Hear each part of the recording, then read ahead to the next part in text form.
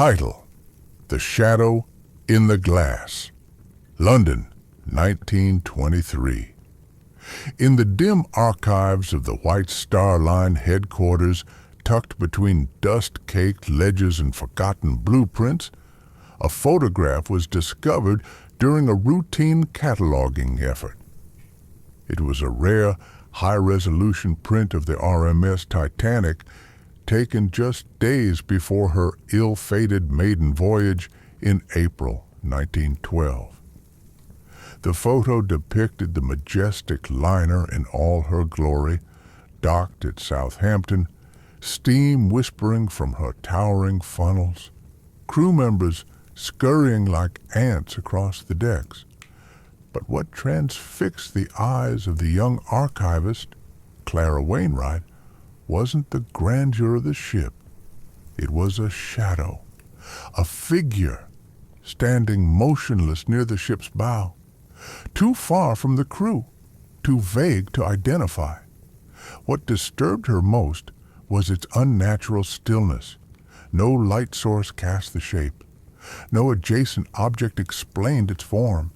It was just there, a silhouette where no shadow should fall.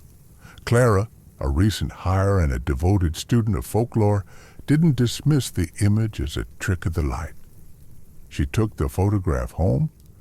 3 nights later, Clara awoke at 2:14 a.m., the exact time the Titanic sank.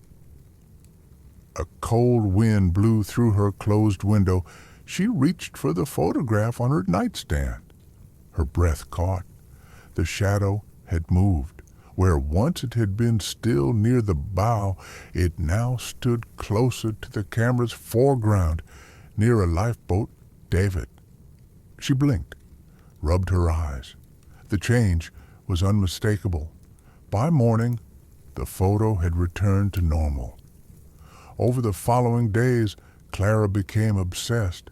Each night at 2:14 a.m., the shadow shifted closer, creeping inch by inch toward the edge of the photograph's frame.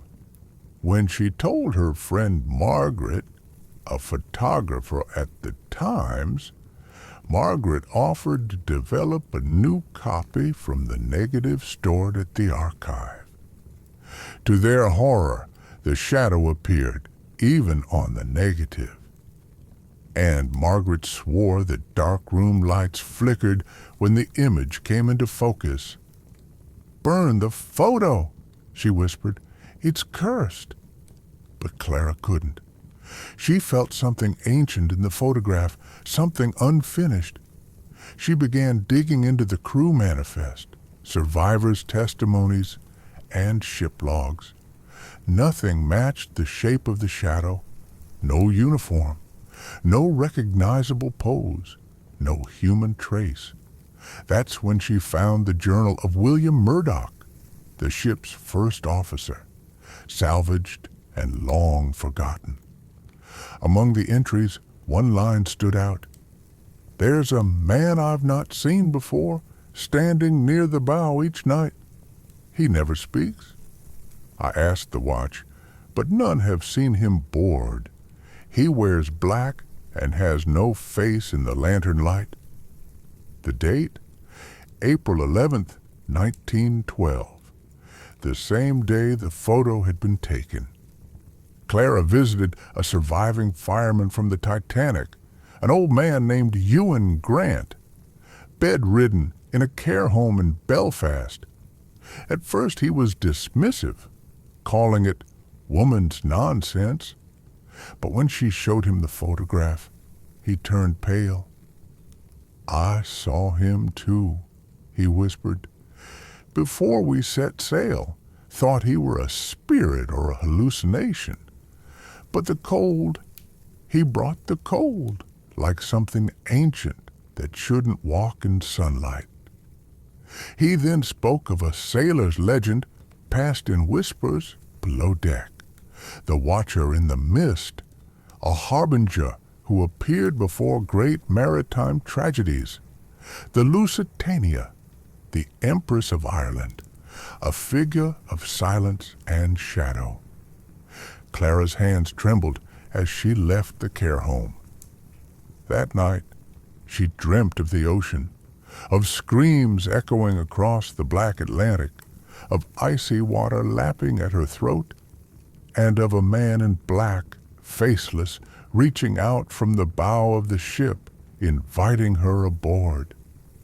When she woke, her mirror had fogged, despite the room being warm. And the photo? The shadow now stood outside the ship, on the dock, closer than ever. Unable to sleep, Clara turned to the occult. She visited a spiritualist in Liverpool, Madame Roselle, known for seances of the drowned. With trembling fingers, Clara slid the photograph across the table. Roselle touched the edges and immediately recoiled. "This is not a haunting," she hissed. "It is a beacon, a binding." A binding to what? To the Watcher, a sentinel of death. Someone aboard that ship made a pact, a terrible promise. They bound their life to the sea, and in return, the Watcher came for the ship. Clara recalled that the Titanic had a mummy in its cargo, a supposed curse, but no record of it remained.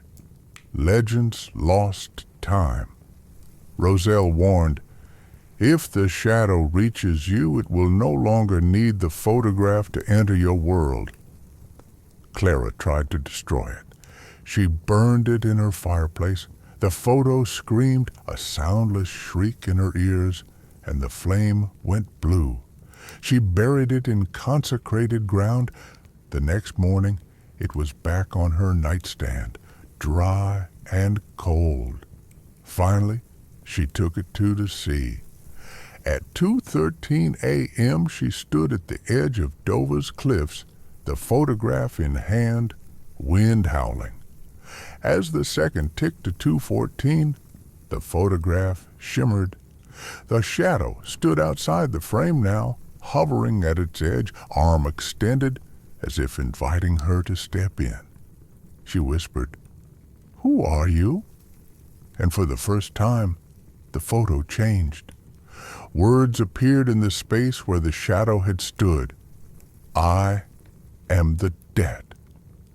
Then the photo crumbled into salt. 10 years later, in 1933, a new archivist found a sealed envelope in Clara Wainwright's abandoned desk. Inside was a single undeveloped negative. When processed, it revealed the RMS Titanic at Southampton, as always. And near the bow, in perfect clarity, stood a man in black. No one recognized him. And no one ever would.